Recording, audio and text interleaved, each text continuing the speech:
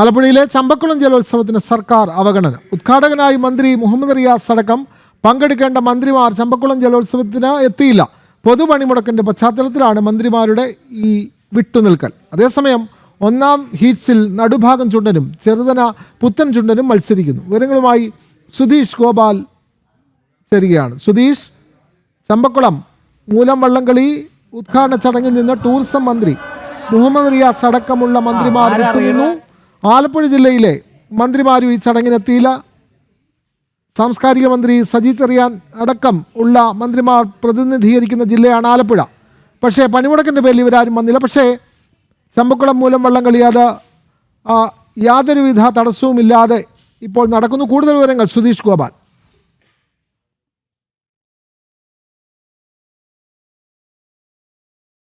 വിനോദ്, ഇപ്പോൾ ഹീറ്റ്സ് മത്സരങ്ങളെല്ലാം തന്നെ പൂർത്തിയായിട്ടുണ്ട്. ഈ പ്രാവശ്യത്തെ ചമ്പക്കുളം ജലോത്സവത്തിൻ്റെ ഏറ്റവും പ്രധാനമായി എടുത്തു പറയേണ്ടത് സംസ്ഥാന സർക്കാരിൻ്റെ വലിയ അവഗണന തന്നെയാണ് ഈ പ്രാവശ്യത്തെ ചമ്പക്കുളം ജലോത്സവത്തിന് നേരിടേണ്ടി വന്നത്. ടൂറിസം മന്ത്രി മുഹമ്മദ് റിയാസ് ഉദ്ഘാടകനായി എത്തേണ്ട ഈ നെഹ്റു ചമ്പക്കുളം ജലോത്സവത്തിൻ്റെ ഉദ്ഘാടന സമ്മേളനത്തിലേക്ക് ഒരു മന്ത്രിമാർ പോലും എത്തിയിരുന്നില്ല എന്നതാണ് ഏറ്റവും എടുത്തു പറയേണ്ടത്. അത് വലിയൊരു അവഹേളനം തന്നെയാണ് കാണുന്നത്. പി പ്രസാദും മന്ത്രി സജി ചെറിയാനും മുഹമ്മദ് റിയാസും എത്തിച്ചേരുമെന്നാണ് അറിയിച്ചിരുന്നത്. എന്നാൽ ഒരു മന്ത്രിമാർ പോലും പങ്കെടുത്തില്ല. പൊതുപണിമുടക്കിൻ്റെ പേരിലായിരുന്നു എങ്കിൽ പോലും അത് ഒരിക്കലും ന്യായീകരിക്കാൻ പറ്റുന്ന ഒരു കാര്യമല്ല. കാരണം ചമ്പക്കുളം ജലോത്സവത്തെ സംബന്ധിച്ചിടത്തോളം വലിയ ചരിത്രമുള്ളതാണ്. ഏതാണ്ട് 410 വർഷത്തെ ചരിത്രം പറയുന്ന, അതോടൊപ്പം തന്നെ അമ്പലപ്പുഴ ശ്രീകൃഷ്ണസ്വാമി ക്ഷേത്രത്തിലെ പ്രതിഷ്ഠാ വാർഷികവുമായി ബന്ധപ്പെട്ടുള്ള ഒരു വലിയ ആചാരത്തിൻ്റെ ഭാഗം കൂടിയാണ് ചമ്പക്കുളം ജലോത്സവം. അവിടുത്തെ മൂലക്കാഴ്ചയുടെ തുടർച്ച എന്നോണമാണ് ചമ്പക്കുളം ജലോത്സവം സംഘടിപ്പിക്കുന്നത്. ചങ്ങനാശ്ശേരി കുറിച്ചി പാർത്ഥസാരഥി ക്ഷേത്രത്തിൽ നിന്നും അമ്പലപ്പുഴ ശ്രീകൃഷ്ണസ്വാമി ക്ഷേത്രത്തിലേക്കുള്ള ശ്രീകൃഷ്ണ വിഗ്രഹം എത്തിച്ചതിൻ്റെ ഭാഗമായി അതിൻ്റെ ഓർമ്മ പുതുക്കൽ കൂടിയാണ് ഈ ചമ്പക്കുളം ജലോത്സവം. ഇവിടെ രാജപ്രമുഖൻ ട്രോഫി നേടുന്നതിന് വേണ്ടി 11 കളിവള്ളങ്ങൾ മത്സരിക്കുമ്പോൾ 5 ചുണ്ടൻ വള്ളങ്ങളാണ് അതിൽ അണിനിരക്കുന്നത്. ആ ചുണ്ടൻ വള്ളങ്ങളുടെ മത്സരം ഇവിടെ സംഘടിപ്പിക്കുമ്പോൾ അതിൻ്റെ സംഘാടനവുമായി ബന്ധപ്പെട്ട് സംസ്ഥാന സർക്കാരിൻ്റെ വലിയ അവഗണന നേരിടുന്നു എന്നത് തന്നെ എടുത്തു പറയണം. എന്നാൽ വലിയ ജലോത്സവ പ്രേമികളുടെ കൂട്ടം തന്നെയാണ് ഇവിടെ കാണാനാവുന്നത്. വാശിയേറിയ മത്സരമായിരുന്നു.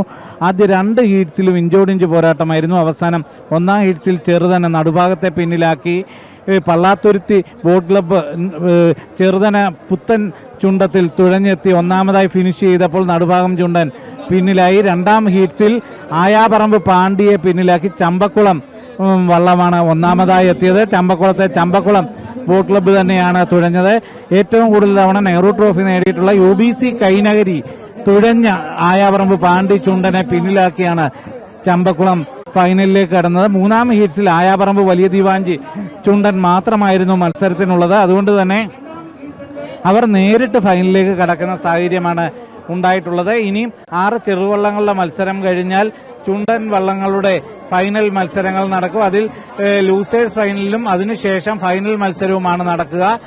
ചെറുതന പുത്തൻ ചുണ്ടനും, അതായത് Pallathuruthy boat club Cheruthana new boat club എന്ന പേരിൽ തുഴയുന്ന ചെറുതന പുത്തൻ വള്ളവും അതോടൊപ്പം തന്നെ ചമ്പക്കുളം ബോട്ട് ക്ലബ്ബ് തുഴയുന്ന ചമ്പക്കുളം ചുണ്ടനുമാണ് ഫൈനലിൽ മാറ്റുരയ്ക്കുക.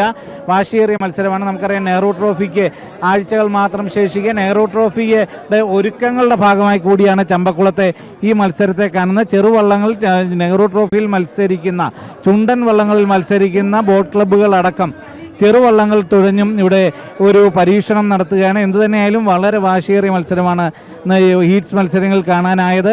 അത് കാണാൻ വലിയ ജലപങ്കാളിത്തം തന്നെയാണ്, വള്ളംകളി പ്രേമികളുടെ വലിയ പങ്കാളിത്തം തന്നെയാണ് കാണാനായത്. പൊതുപണിമുടക്കിനെ എല്ലാം അവഗണിച്ചുകൊണ്ട് വലിയ ജനക്കൂട്ടം ഇവിടെ തടിച്ചുകൂടിയിരിക്കുന്നു എന്നതും ഏറെ ശ്രദ്ധേയമാണ്. വിനോദ്, തീർച്ചയായും കേരള ടൂറിസത്തിന് വലിയ വാഗ്ദാനങ്ങൾ നൽകുന്ന, കേരളത്തിലെ ജലോത്സവത്തിന് തുടക്കം കുറിക്കുന്ന ചമ്പക്കുളം മൂലം വള്ളംകളിയോടാണ് സർക്കാർ ഇത്തരത്തിൽ അവഗണന കാട്ടിയത്. പൊതുപണിമുടക്കിൻ്റെ പേരിൽ ഈ ജലോത്സവം ഉദ്ഘാടനം ചെയ്യാൻ നിശ്ചയിച്ചിരുന്ന ടൂറിസം മന്ത്രി മുഹമ്മദ് റിയാസ് അടക്കം സാംസ്കാരിക മന്ത്രി സജി ചെറിയാൻ അടക്കം ഒരു മന്ത്രിമാരും ഈ പരിപാടിയിലേക്ക് എത്തിയില്ല. പക്ഷേ ജലോത്സവത്തിനൊരു മുടക്കവും വന്നില്ല. അവിടെ ജലോത്സവം ഇപ്പോഴും തുടരുകയാണ്. അതിൻ്റെ ഫൈനൽ റൗണ്ടിലേക്ക് കടക്കുകയാണ്. നിരവധി 100 കണക്കിന് ആളുകളാണ് ജലോത്സവം കാണാനായി അങ്ങോട്ടേക്ക് എത്തിയിട്ടുള്ളത്.